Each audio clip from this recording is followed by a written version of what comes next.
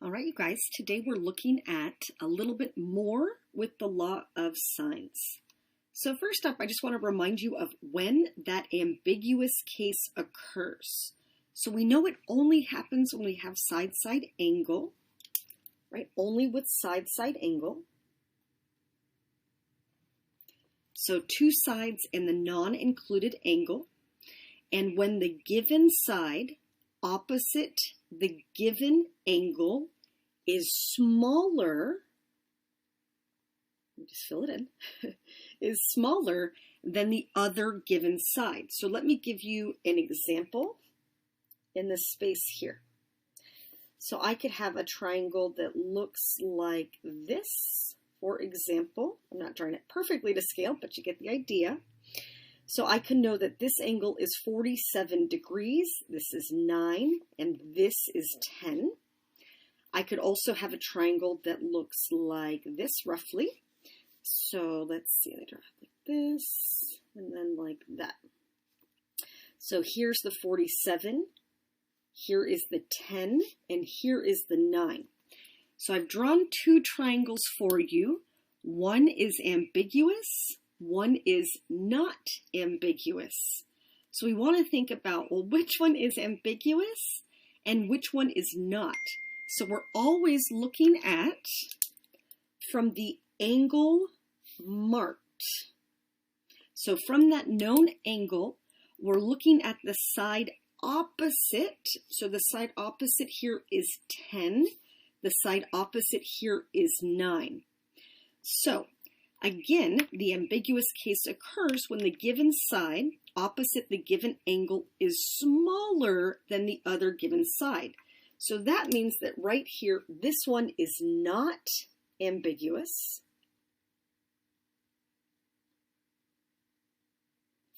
And this one is ambiguous. So for this one right here, our hinge would be right here. That's the hinge, right? Because we don't have the included angle sandwiched in between. So this side right here is too big to swing into an alternate location and make another triangle. Let me write that detail. So the largest side here marked is too big. It cannot swing into another position.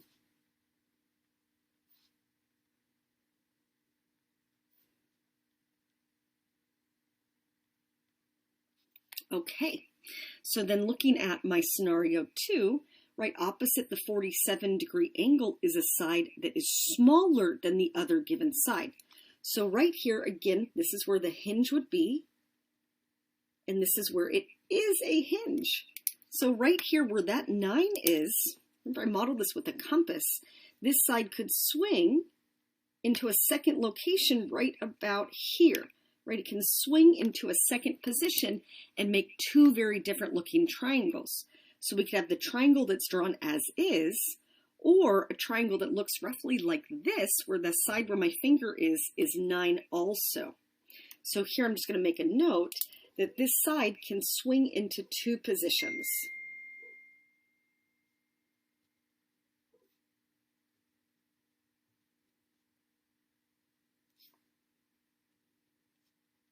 Making two very different looking triangles. Okay, so again, the ambiguous case only occurs when we have side-side angle. So two sides and the non-included angle. And the side opposite the marked angle has to be smaller than the other given side. That gives it room to swing into a second position. All right, let's look at example 1. So here we have scientists who are tracking polar bears that have been fitted with radio collars. So here is my polar bear. Here is a road, 10 miles. And we have these two stations, station 1 and station 2, that are tracking this bear. So first question, is station 1 or station 2 closer to that polar bear? So here we just have to think, well, Is the polar bear closer to station 1 or station 2, and how would we know? Okay, the answer here should be station 2, and let me tell you why. Station 2. So if I look at where station 2 is, here,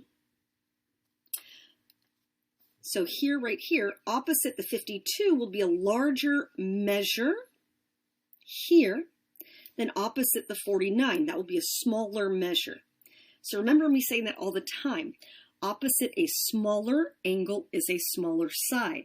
Opposite a larger angle is a larger side. So right here, this measure will be smaller than this measure over here. So opposite a smaller angle is a smaller side.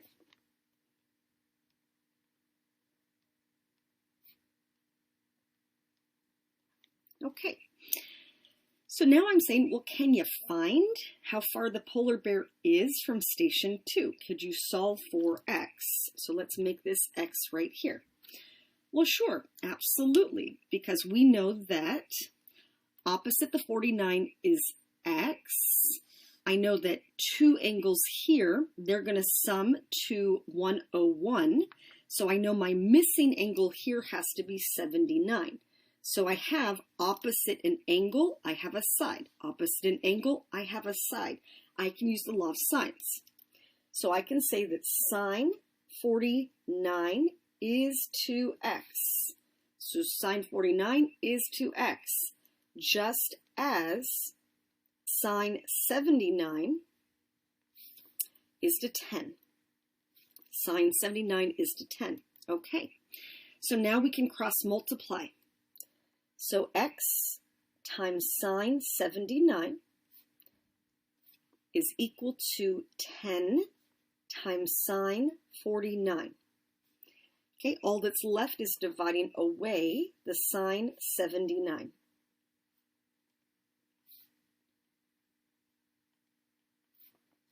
Okay, so let's type that in together. So here in my calculator, right, we're in degree mode.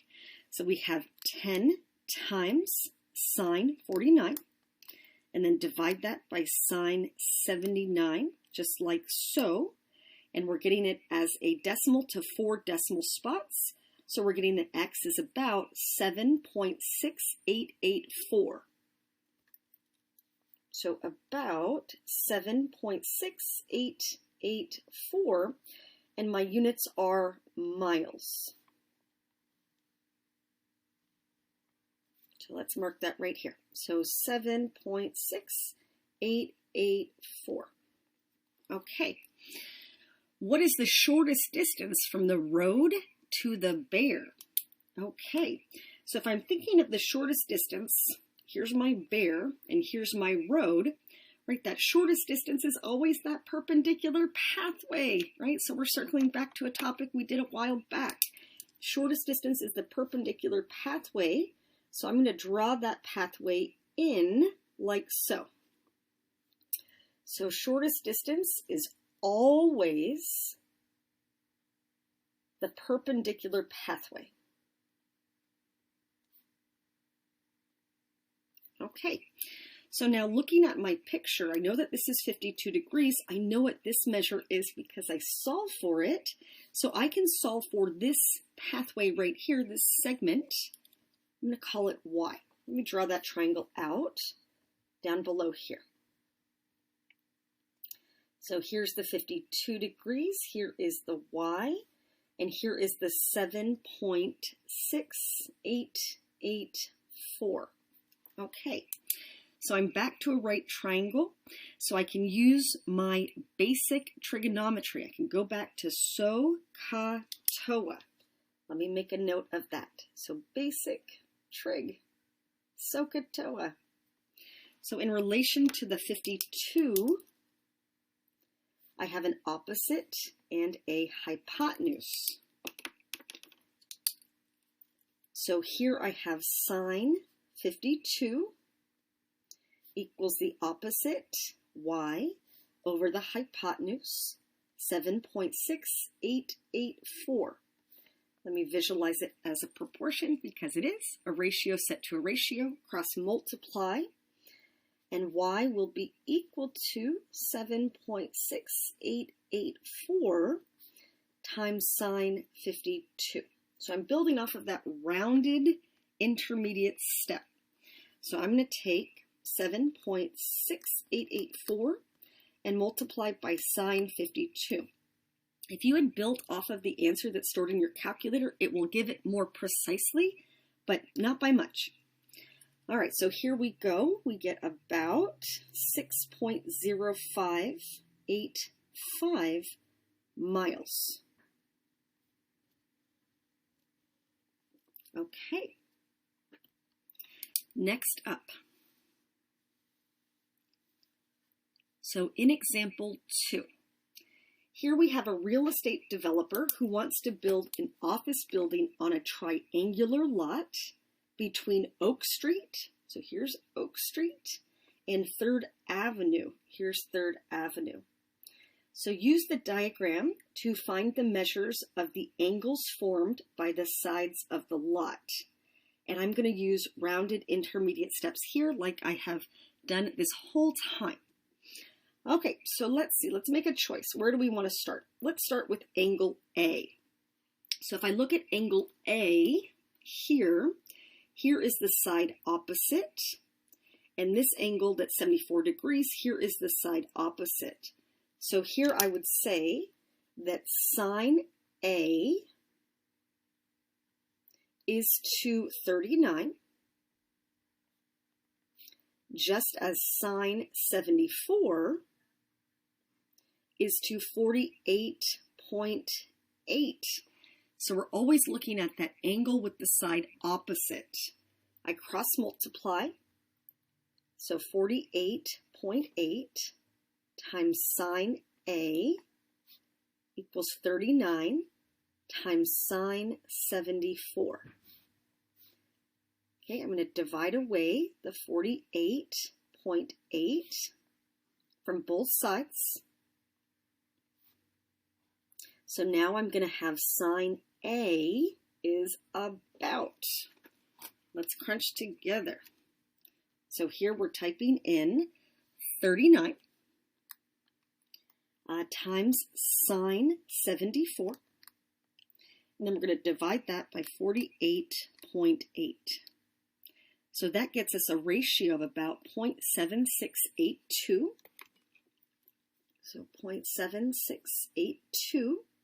And then to get to the angle measure, we take the inverse of sine with that ratio, 0.7682, and it's going to give us our angle measure. So let me crunch that. So inverse of sine, 0.7682. Again, I'm building off of those rounded intermediate steps. So I'm going to get an angle measure of about 50.1925. So 50.1925 and degrees. Okay, so right here, that would be the measure of A. So 50.1925 degrees. So now that I know the measure of A, let me just write that in its entirety. Measure of A is about 50.1925. Well, now I know two angles in the diagram. I know the measure of A, and I know that this angle here is 74. So the measure of B has to be, well, what's left over? So I have to take the 180 total, right? That's the sum for any triangle. I want to deduct this 50.1925 along with 74. So let's crunch. So 180 minus 50.1925, and then minus the 74, and we are left with measure B having a measure of about 55.8075 degrees. All right, one last problem. So here we go. Example 3. Let me slide it up just a smidge. All right, here we go.